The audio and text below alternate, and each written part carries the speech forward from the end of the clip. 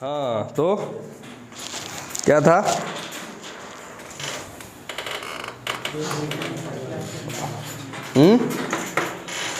चलो इतना ही है ये तो कौन बताएगा बताओ? राकेश? ना मालूम है? ना ना ना। पीछे कौन है जी? विशाल बताओ, क्या क्या पॉइंट चेक करेंगे क्रेन के डॉक्यूमेंट में? Very good.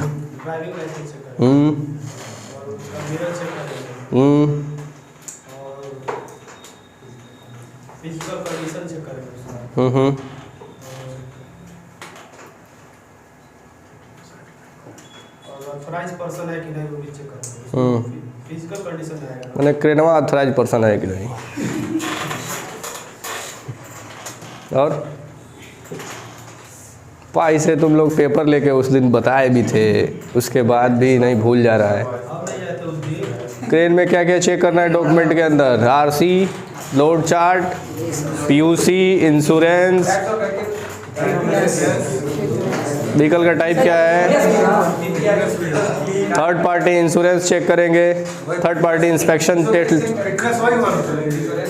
हाँ हॉर्न चेक करेंगे, बैक हॉर्न होना चाहिए, टायर ब्रस्ट नहीं होना चाहिए, लिमिट स्विच होना चाहिए, SLI अंदर होना चाहिए। ये तो क्रेन की कंडीशन चेक कर रहे हैं ना हम, डॉक्यूमेंट में पूछें केवल।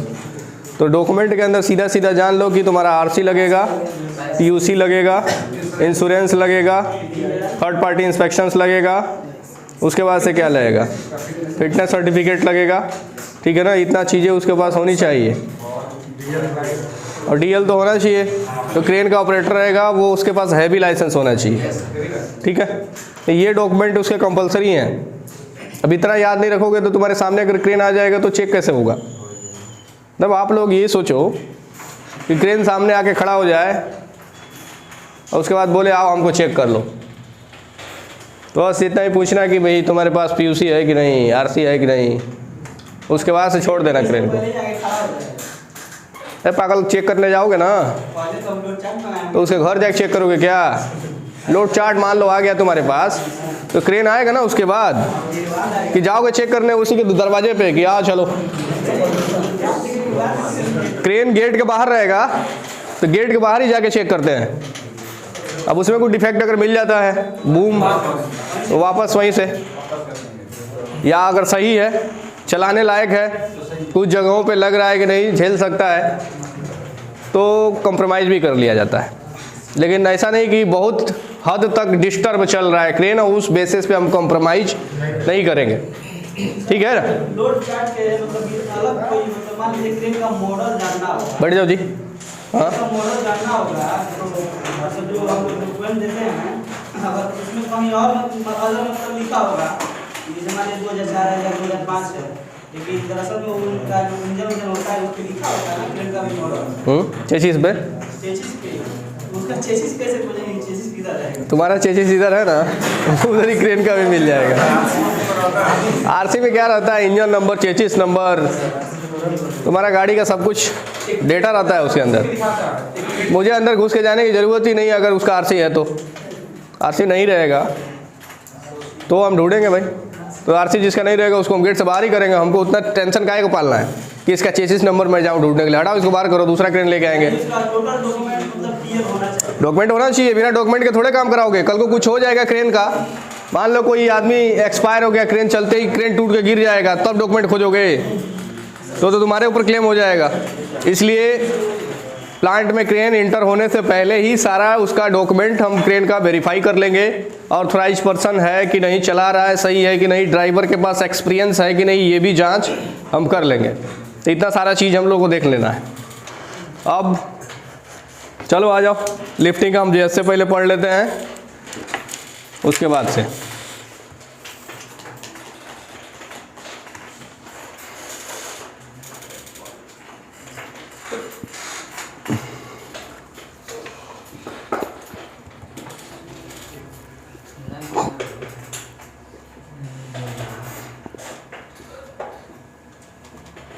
ये तो लग रहा है कोई और दे दिया।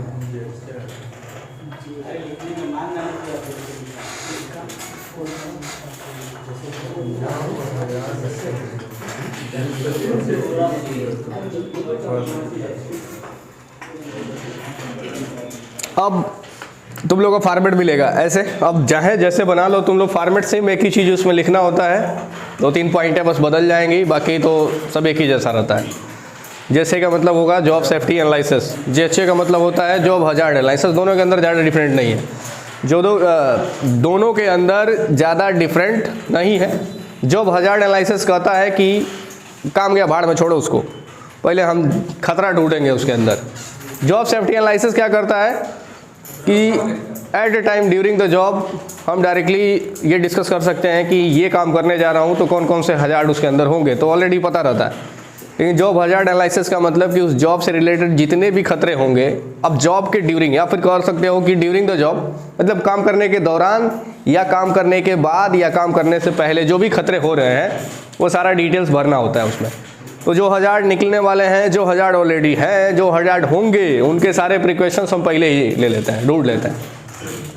अब पॉइंट नंबर 1 कि जेएस से यहाँ जॉब हजार्ड एनालिसिस है, डायरेक्टली यही हो जाएगा जॉब सेफ्टी एनालिसिस। अब पॉइंट यहाँ पे कह रहा है कि वर्क प्रोजेक्ट एक्टिविटीज, किस चीज़ के लिए हम ये करने वाले हैं, कि कौन सा ऐसा टास्क है जिसके लिए हम जेएचए बनाने वाले हैं।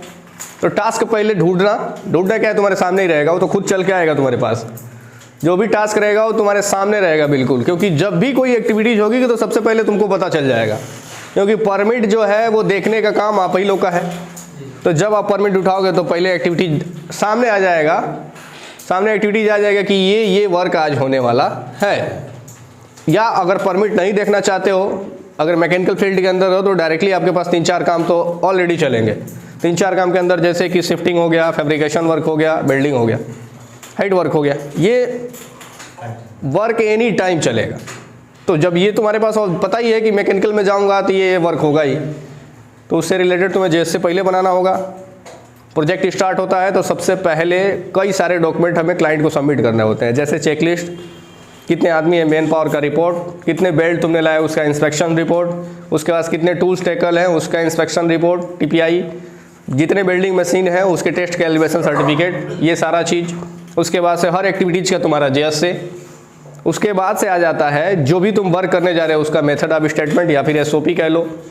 एसओपी का फुल फॉर्म होता है स्टैंडर्ड ऑपरेटिंग प्रोसीजर, सेम वही जैसे मेथड ऑफ स्टेटमेंट हम कहते हैं। तो मेथड ऑफ स्टेटमेंट किस वर्क के लिए है, ज़्यादातर लिफ्टिंग वर्क के लिए।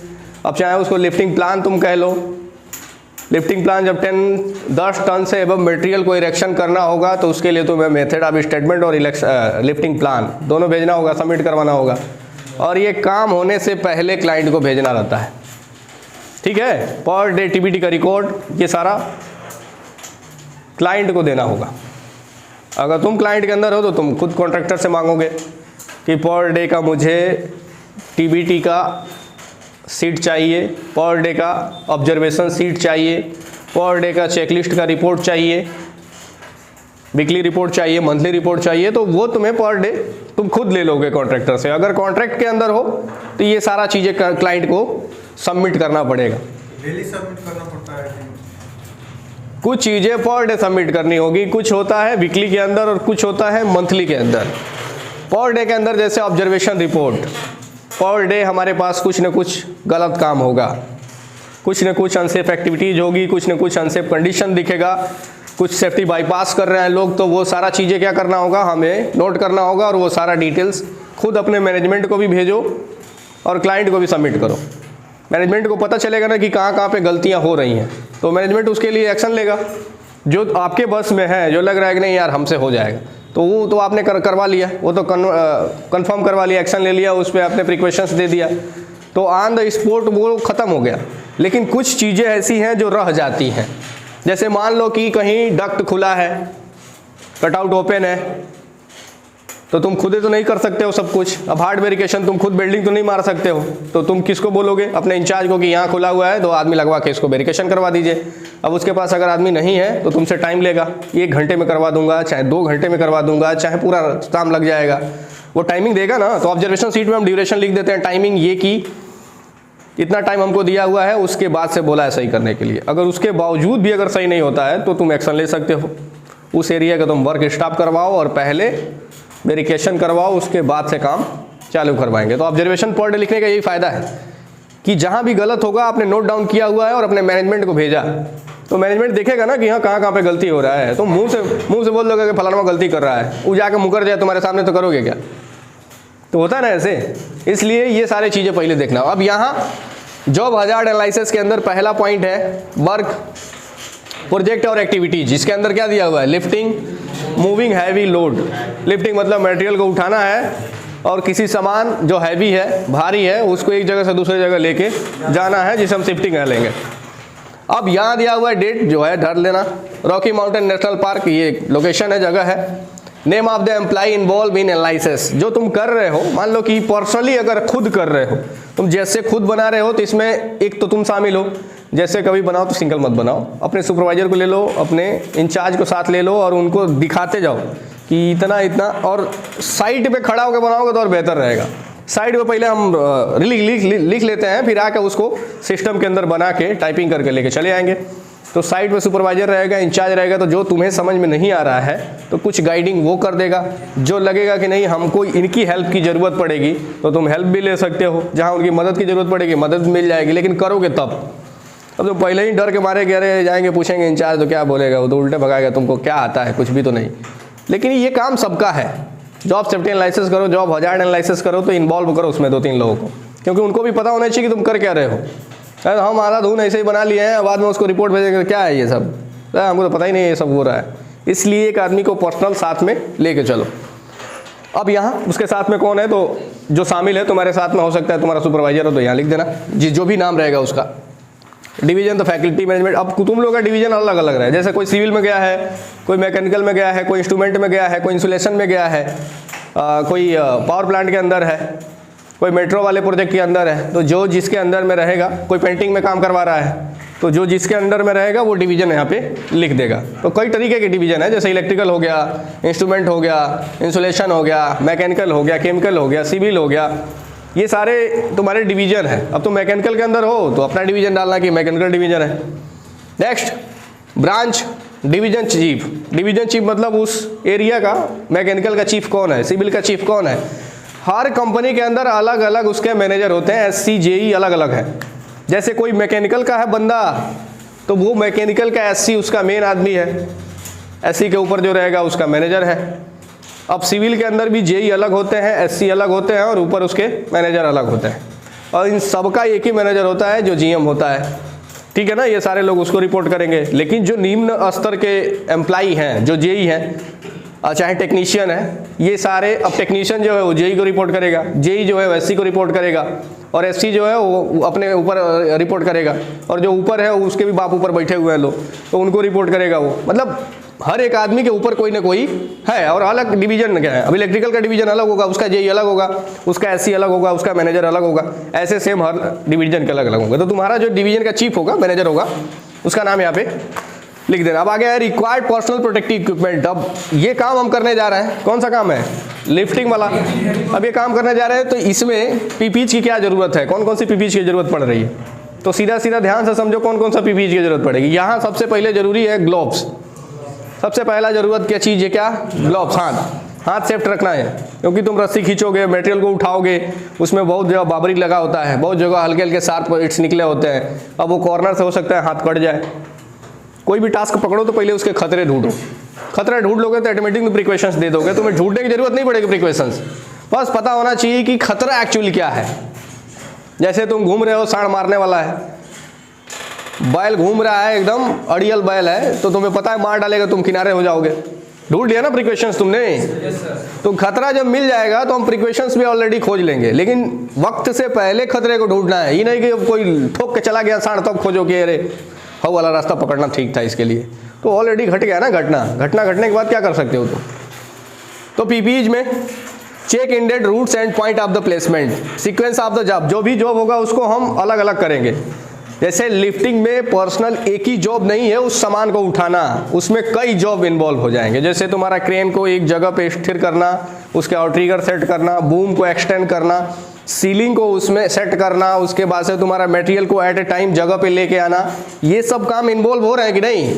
तो ये सारे को हम सीक्वेंस करो, अलग अलग करो। जैसे क्रेन का मूवमेंट अलग कर दो, मटेरियल को सीलिंग से बांधना अलग कर दो, उसके बाद से मटेरियल को मूव कराने वाला काम अलग कर दो, फिर उसके बाद से ला के शिफ्ट करके जगह पे रख देगा, फिर वहाँ से उठाने का काम को अलग करो। इन सारों को जब अलग अलग कर देंगे तो इसके अंदर हमें पता चल जाएगा खतरा क्या है। जैसे मूविंग कर रहा है मटेरियल, कोई जा रहा है बांधने के लिए, तो पॉइंट हो सकता है कि अगर ऑपरेटर सही नहीं है, ऑपरेटर अगर नया है, ट्रेंड पर्सन नहीं है, उसको सिग्नल पता नहीं चलेगा, तो सिग्नल नहीं पता चलेगा तो हिट कर देगा पर्सन को, वो बोलेगा उठाने के लिए तो नीचे कर देगा, वो कहेगा नीचे करने के लिए तो ऊपर उठा देगा। तो ये पॉइंट में हो सकता है कि कोई आदमी caught between material and equipment के बीच में आ जाए।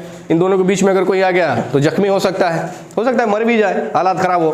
दूसरा पॉइंट है कि लेके जाना है तो हो सकता है अगर बैलेंस सही नहीं है कोई इक्विपमेंट उठाने का तो गाड़ी कोलैप्स हो सकती है, मटेरियल कोलैप्स हो सकता है, और उसके अंदर में अगर कोई बंदा पकड़ में आ जाएगा तो वो भी कोलैप्स हो जाएगा, होगा ना।